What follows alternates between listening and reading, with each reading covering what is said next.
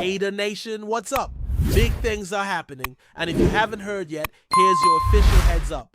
This Thursday, July 10th at 4 p.m. Eastern, we're going to be sitting down with rookie wide receiver Dante Thornton Jr. for an exclusive interview. 30 minutes, your questions, my questions, everything on the table. It's going to be a moment for the nation to connect directly with one of the newest faces in silver and black. So if you're a real one, you'll be there, tuned in, active in the chat, showing some love. We're not just talking ball either. We're shining a light on his charity work too. So yeah, pull up. And look, if you miss it, honestly, I think you're falling off as a fan this offseason. Now, let's shift gears because today's show is about a different kind of story. We're talking about the Raiders offseason losers, the players who, for one reason or another, are heading into training camp in a worse position than they were when the offseason started. And no, this isn't just about performance. Some of these guys have been passed on the depth chart, some are dealing with injuries, and others just haven't fit into the plans of this new regime. I've got a list of 10 names, ranked from number 10 to number 1, the biggest offseason loser in this group. And some of these names might surprise you. Let's kick it off with number 10, wide receiver Jack Bech. And let me be super clear. Before y'all jump on me, this isn't a knock on his performance. In fact, everything I've heard about Bech during the offseason has been positive. He's shown up, he's worked hard, and he's looked solid. But here's the issue. He's simply been passed on the depth chart. When the Raiders used a second-round pick on Bech, I think most fans assumed he'd slot in as a starting outside receiver alongside Brock Bowers and Jakobi Meyers. Maybe even outplay some of the other rookies like Dante Thornton Jr., right? But that's not how things have played out. As it stands today, it's Jakobi in the slot with Trey Tucker and Dante Thornton Jr. lining up outside. Bech has been reliable, sure, but he's not among the top 3 right now. Add in the fact that he hasn't signed his rookie deal yet, along with a few other second rounders across the league, and he just puts him in a tricky spot. Not because he's underperforming, but because others around him have taken bigger strides. And that, plain and simple, puts him on the losers list. Coming in at number 9, cornerback Jacorian Bennett. And again, this isn't about him regressing, it's more about the team shifting gears. Bennett was arguably the best corner the Raiders had on the roster last season. Statistically, he outplayed Nate Hobbs, Jack Jones, you name it. So if you told me that Las Vegas moved on from some of those other guys, I'd assume that meant Bennett was a lock to start this year.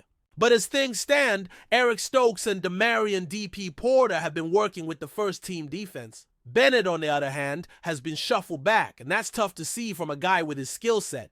It's also a regime thing. Bennett is from the previous era, and with Pete Carroll now calling the shots, there's a different prototype being prioritized. You know Pete loves those tall, rangy, athletic corners. Bennett checks those boxes, but he's been dealing with shoulder issues, dislocations, recurring injuries. He says he's healthy now, and that's great, but because he had to ease into the offseason, he's behind in the race. If he gets healthy and dominates in camp, maybe he turns this narrative around. But right now, he's behind, and that's why he's number 9 on this list. At number 8, we've got linebacker Devin White. When the Raiders brought him in on a 1-year, $1.2 million deal, I had questions. Still do. If the plan is to use Devin White as a full-time 3-down linebacker, I think it's going to be a disaster. That's not his game. He's at his best when you let him freelance, blitz off the edge, and just chase the ball. That's where he can be impactful, but it's clear that the coaching staff sees Landon Roberts and Jermaine Pratt as their top 2 linebackers. Roberts got $3 million. Pratt got over 4. Those numbers speak for themselves in the NFL. And with Amari Gaynor flashing in coverage and rookie Cody Lindenberg earning early praise, Devin White is fighting for reps.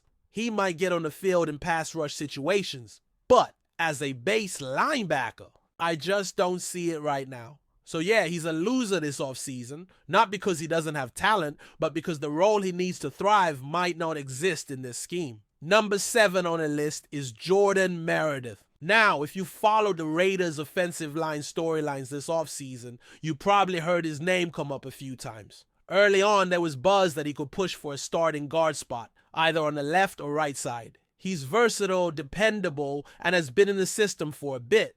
But the Raiders went out and brought in competition. Alex Kappa was signed and slotted in as the starting right guard. Dylan Parham seems locked in at left guard. That leaves Meredith in a tough position. During OTAs and minicamp, Thayer Munford, yes! The swing tackle was even repping at left guard ahead of Meredith when Parham missed time. That tells you a lot. Even worse, Meredith's been working more as a backup center, essentially behind rookie Jackson Powers Johnson. And JPJ is not coming off the field. So what does that mean for Meredith? He's now your break glass in case of emergency interior backup, not a starter. And for a guy who had a legit shot at earning a top 5 spot on the line, that's a definite fall. Let's move to number 6, wide receiver Kyle Phillips. This one's a bit of a heartbreaker because I had high hopes for him. The Raiders signed him early in the offseason, and there was this feeling that maybe he could sneak onto the roster. He was Chip Kelly's first ever recruit at UCLA and came in with a reputation for being dependable, sharp in his roots, and valuable on special teams. But then came the draft, and Las Vegas added 3 more wide receivers. Tommy Mellott has impressed on special teams. Dante Thornton Jr. and Jack Besh are making plays. Trey Tucker has taken a noticeable step forward, and that suddenly creates a crowded room. With Jacoby Myers locked in and those other 4 rookies making noise, Phillips is likely wide receiver number 6, if they even keep that many. And with the Raiders need to prioritize other positions on the final roster, Phillips might be the odd man out. Not because he's bad, but because the math just doesn't work in his favor right now.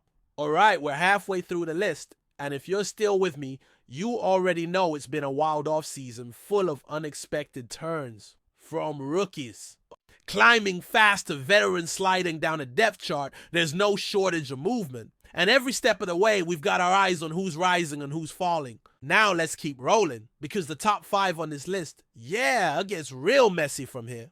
Alright, picking things up right where we left off, let's jump into the top 5 biggest offseason losers for the Las Vegas Raiders heading into training camp.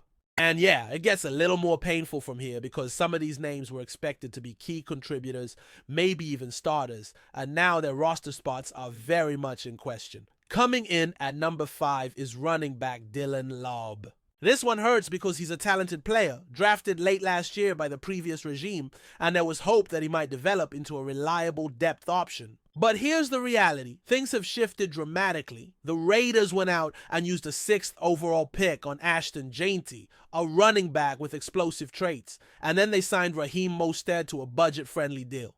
Someone who already has ties to Chip Kelly. Those moves alone pushed Laub down the depth chart. But it doesn't stop there. The place where Laub might have been able to carve out a role, special teams, has been taken over by another rookie, Tommy Mellott. He's been electric, making plays and impressing coaches with his versatility. On top of that, Laub had ball security issues last season, and in a league where turning the ball over is an unforgivable sin, that's going to cost you. Right now, the writing's on the wall. Unless he absolutely dominates in training camp, or unless injuries change the picture, he's fighting an uphill battle. From promising rookie to long shot, Laub's fall is unfortunate but undeniable. Before we continue, don't forget to subscribe to our channel and give this video a like. Your support helps us keep bringing you the latest updates on our Las Vegas Raiders. And don't be shy. Drop your thoughts on the news in the comments below. A major shakeup might be on the horizon in the NFL as rumors swirl around a potential blockbuster trade between the Miami Dolphins and the Las Vegas Raiders. According to sources close to the situation, the Dolphins could be sending their talented safety MINKAH FITZPATRICK to the Raiders in exchange for promising tight end MAYER. This possible deal has already generated a lot of buzz across the league, with fans and analysts speculating on the implications for both teams. MINKAH FITZPATRICK, known for his dynamic playmaking ability in the secondary, has been a cornerstone of the Dolphins' defense since joining the team. His instincts, versatility, and knack for forcing turnovers have made him one of the top safeties in the NFL. However, with the Dolphins constantly looking to bolster their offense, acquiring a rising star like MAYER could provide them with a new weapon in the passing game. MAYER, a young tight end with impressive route running skills and reliable hands, has shown flashes of brilliance with the Raiders, making him an intriguing asset for Miami. On the other hand, the Raiders would gain a game-changing defender in Fitzpatrick. potentially shoring up their backfield and adding leadership to their defensive unit. His presence could elevate the Raiders secondary, which has struggled at times against elite offenses. For Las Vegas, landing a player of Fitzpatrick's caliber might be worth giving up a promising offensive piece, especially if they aim you to strengthen their defense heading into the next season. While neither team has confirmed the trade talks, the speculation alone has stirred excitement and debate. Could this be a win-win situation where both franchises address critical needs? Miami might be betting on enhancing their offensive arsenal, while Las Vegas could be focusing on a defensive upgrade. The possibility of this swap highlights the ever-changing landscape of the NFL, where bold moves can redefine a team's trajectory overnight. As this rumor develops, fans will be watching closely to see if the Dolphins and Raiders make this high-profile trade official. If it goes through, it might just be one of the most talked-about moves of the offseason, reshaping both teams in unexpected ways. For now, all eyes remain peeled for any confirmation or further details about this potential blockbuster deal. That's it for this update. If you enjoyed the video and want to stay updated with exclusive news about our Las Vegas Raiders, be sure to subscribe to our channel and hit that like button. We can't wait to hear your thoughts in the comments. See you in the next video.